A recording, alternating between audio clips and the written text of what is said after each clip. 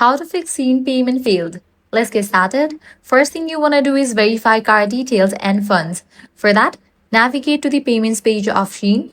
Double check your card number, expiry, CVV, and billing address. Ensure your card has enough balance, including currency conversion or taxes. Next, check card support and international settings. SHEIN supports Visa, MasterCard, Amex, Maestro, and Diners Club. Make sure your card is enabled for international online purchases. Next, you can log out and again log in back. This resets any session hiccups. Sometimes payment servers are busy or under maintenance. Waiting an hour before retrying can help. If card keeps failing, try PayPal, Google Pay, Apple Pay, installment services like Afterpay. These may bypass regional or technical issues.